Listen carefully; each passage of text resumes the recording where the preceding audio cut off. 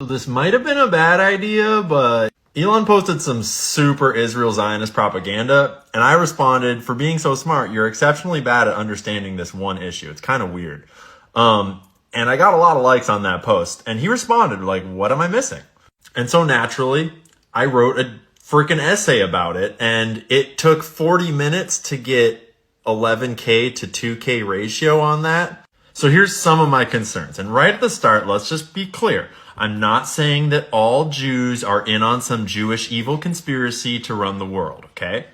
That would be a straw man argument, and that's not what I'm claiming. We're talking about Israel here. And these are just some of the most obvious ones. First off, that AIPAC has purchased the seats of like 90% of our Congress, give or take.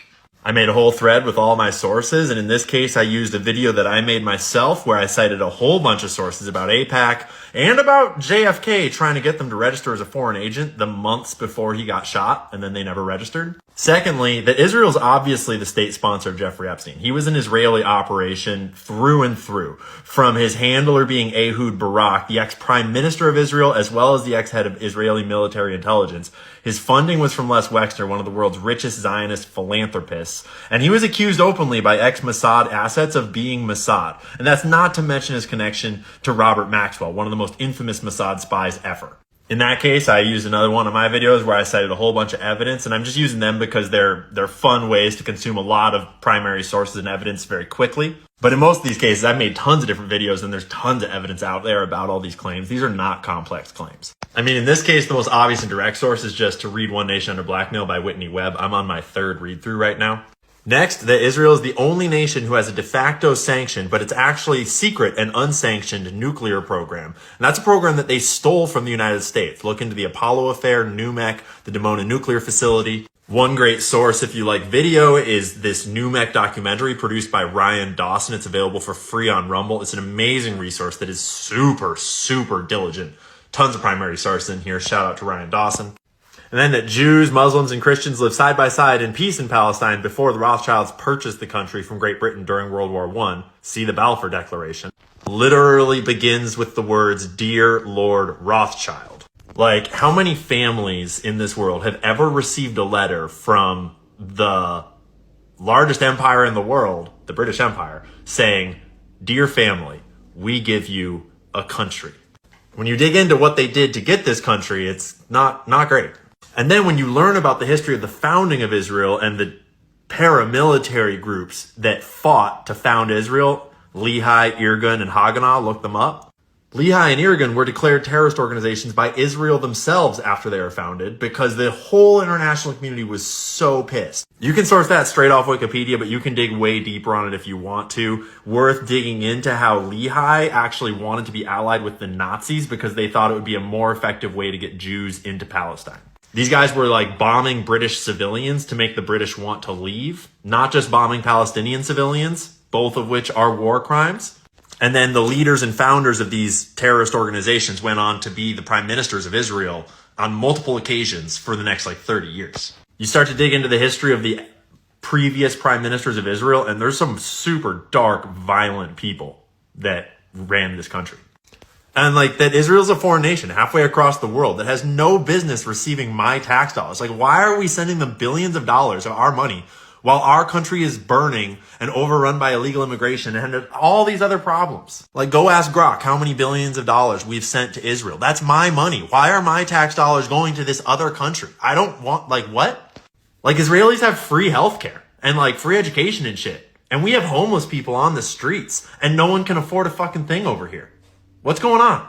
This one up here got cut off, but there was an entire Israeli surveillance program leading into 9/11 titled the DEA report. Is this whole government report about these Israeli art students that were entering government buildings all across the continental United States.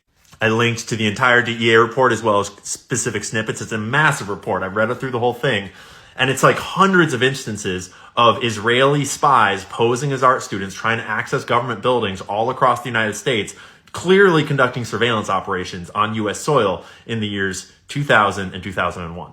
So our greatest ally, but they're spying on us right before 9/11 in a big way.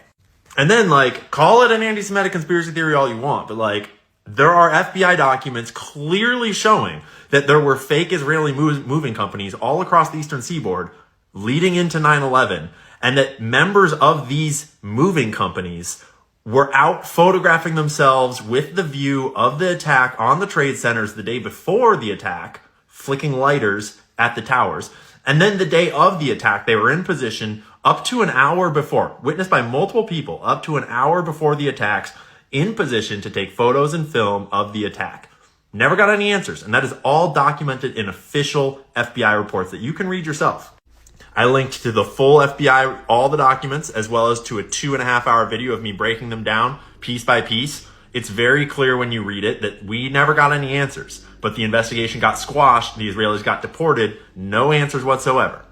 And I'm not even saying that like Israel necessarily did 9/11 at all. Like, I don't know. All I know is that we have serious questions and the silence is deafening, but it's right there in the reports. And I don't know if you benefited from us taking down Afghanistan and from us taking down Iraq, but I didn't. But I know that Israel did. And I know that they were writing things like the Clean Break Report leading into that era with people like Richard Pearl, all these neocons. And they were explicitly saying that in the coming decades, we need to take out Iraq, Syria, Afghanistan, Iran. Like at this point, Iran is the only company on that list, or country on the list that was put out in the Clean Break Report that has not been overthrown by the U.S. empire on behalf of Israel. In fact, my generation has been distinctly robbed of like life, of money, of our freedoms, of like our American way of life on behalf of going to the Middle East to fight wars for Israel that we have no business fighting with made up intelligence from Israel that we very well knew was fake at the time, like weapons of mass destruction. Those were Israeli intelligence reports fed to our CIA that fed them to our president and our security personnel. That's all not to mention just my obvious objections to the collective punishment, mass surveillance, forced starvation, bombing of refugee camps, brutal murdering of women and children that's been going on in Gaza and the West Bank for years, for decades, long before October 7th. And I'm not saying that I like promote the violence of October 7th. Like, I wish that we would have no violence. But this is a graph of the number of hostages held by Israel and the number of hostages held by Hamas as of 7/31/2024 from mainstream sources, okay? This has been the state of affairs over there forever, my entire lifetime and more. Any honest look at the lives of the Palestinians, it is very clear who is the oppressor and who is the oppressed. And if it's not clear to you, then you should really go to Rumble and watch this documentary called The Occupation of the American Mind. And it's all about how Israel realized partway through the 80s that if they did not develop a state-of-the-art propaganda campaign, they were going to lose the ideological war on the global stage. Because Americans were super not down with the video footage that was coming back from the bombing of refugee camps in places like Sabra and Shatila, among many others. And if American support for Israel was ever pulled, Israel is completely fucked. And they knew that. And so they moved in the 80s from just a warfare campaign against the Palestinians to a propaganda campaign targeting Americans, because that is the most important thing for Israel to do. Hence, the entire American discourse about Israel today. Watch this documentary.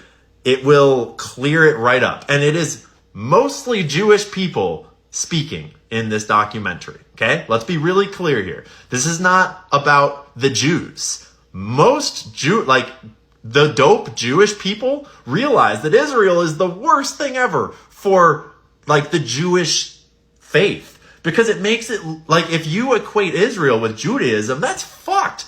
Like, I would never want the people that are sponsoring Jeffrey Epstein to represent my religion. That's horrible.